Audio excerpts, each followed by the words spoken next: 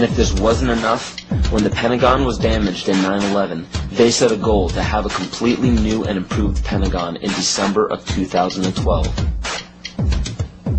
So Codex Alimentarius goes into effect at the end of 2009, which gives it 3 years for the Codex regulations on food to create billions of preventable diseases and deaths. When citizens of every nation are dying of starvation and diseases and fear for their lives because of global warming and major catastrophes, they will do what the public has been proven to do in times of great peril. They will beg for their government to step in and do something. How are they going to get you to join the new economy? They're going to say, we have a solution. You see, one of the tricks of the Illuminati is they create a problem, and then they provide the solution when you beg them to. And pray tell, what will the United Nations suggest when there's a global problem? They will demand a global government, a new world order, exactly as the Maya, Hopi, Kali Yuga, and many other pagan civilizations prophesized. By 2012, the Kyoto Treaty, Agenda 21, Codex Alimentarius, and the new Pentagon will be fully operational to enforce a new world order. And the new world religion is obvious. We will all worship the earth, Gaia, the mother goddess we saved from extinction from global warming. We will be told that to keep from repeating the mistakes that we made in the past, we must hold the earth in higher regard than humans, just as pagan traditions require.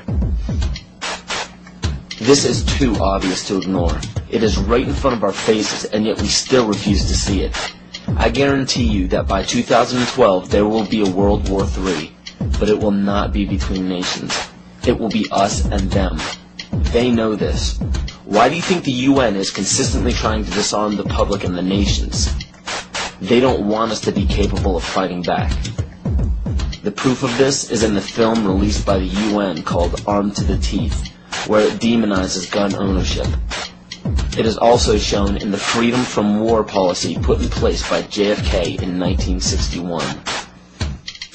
President John Kennedy went to the United Nations, September 1961, and he presented the United States Program for General and Complete Disarmament in a Peaceful World during a speech, and he said, this is the official program of the United States of America. It's a disarmament program. It calls for the United States to turn over its military to the United Nations. Let that sit for a second. It calls for the United States to turn over its military to the United Nations. The program ends by saying progressive controlled disarmament would proceed to a point where no state would have the military power to challenge the progressively strengthened UN peace force. The UN would have all military power. This policy outlines some pretty scary scenarios when you understand what it reads. It calls for the disbanding of all national armed forces and the prohibition of their reestablishment in any form whatsoever other than those required to preserve internal order and for contributions to a United Nations peace force. This clearly shows that the UN is calling for all military power to be under their control. Inspection and verification must establish both that nations carry out scheduled limitation or reductions and that they do not retain armed forces and armaments in excess of those permitted at any stage of the disarmament process. Strategic delivery vehicles will be reduced. Arms and armed forces will be reduced.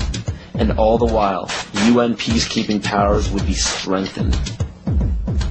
A UN Peace Observation Group would be available to investigate any situation which might constitute a threat to or a breach of the peace. Establishing of a permanent international peace force within the United Nations, and depending on the findings of an experts commission, a halt in the production of chemical, bacteriological, and radiological weapons, and a reduction of the existing stocks or their conversion to peaceful uses. Peaceful uses of biological, chemical, and radiological weapons? Do you see how they are perverting the word peace and making this policy sound unilaterally good? There is no other way to read this publication. It clearly states that all nations will hand over their military forces to a global United Nations military.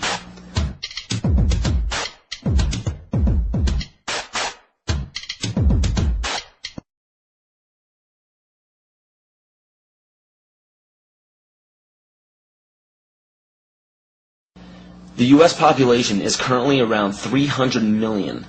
The national debt is currently around 10 trillion. So the current debt, when divvied among the American people, comes out to approximately $33,000 and has been growing at a national rate of $1.46 billion a day since 2006. Now with electronic banking, wire transfers, and credit cards, people have less physical custody of their money.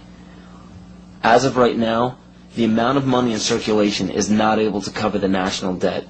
This was carefully planned since the inception of the Federal Reserve Bank. And the next planned step by the elite is already in play. George Bush signed a bill implementing the North American Union. President Bush signed a formal agreement that will end the United States as we know it. And he took the step without approval from either the U.S. Congress or the people of the United States. I think one thing people who are dollar-based need to focus on is the Amero. That's the one thing that nobody's talking about that I think is going to have a big impact on everybody's life in Canada, the U.S., and Mexico. The Amero is the proposed new currency for the North American community, which is being developed right now between Canada, the U.S., and Mexico to make a borderless community, much like the EU, and the dollar, Canadian dollar, U.S. dollar, and the Mexican peso replaced by the Amero. You see, the domination of government by business is called fascism. And I'm kind of wondering how many people know what NAFTA is, the North American Free Trade Agreement. Because under Chapter 11 of the NAFTA agreement, NAFTA tribunals trump all U.S. law if it conflicts with either A, World Bank's International Center for the Settlement of Investment Disputes, or B, UN Commission for International Trade Law. Now, that sounds scary enough, but when you understand what that reads, it also gives the power to violate the First and Second Amendment, which is saying, bye-bye to the Constitution. This will weaken national sovereignty and bankrupt the dollar we use now. After this happens, the Fed will call in all debts. When the debts cannot be repaid by the people, assets will be seized. And by this, I mean absolutely everything you own, including your property, your home, your vehicle, your furniture, and the clothes on your back. This plan is already in progress. And when it takes place, you will literally be owned by the Federal Reserve Bank. This is how Agenda 21 will be implemented.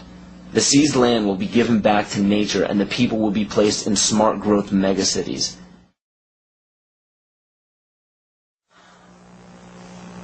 So what are we to do?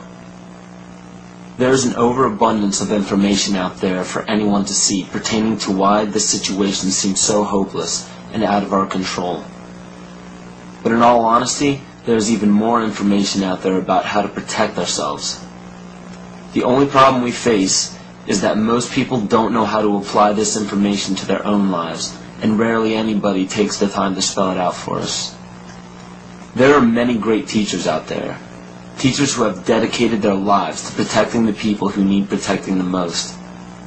The teacher has the most difficult role in our society because nobody likes attaining true knowledge. True knowledge encompasses all aspects of existence, good and bad. Most others do not. Hearing true knowledge upsets people because it implies that we were wrong at one point in our lives. And another character flaw is our desire to apply absolute truths to unstable foundations in our life. When we do so, we build a structure that we hope will define us best when we're reaching the end of our life on earth. So everything we think we are, everything we tell others we are, everything we base our life-changing decisions off of, is all depending on a foundation that could crumble at any moment.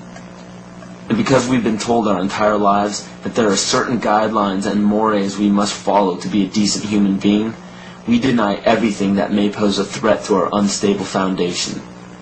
This is why we despise true teachers. We lump these teachers into the same category as terrorists,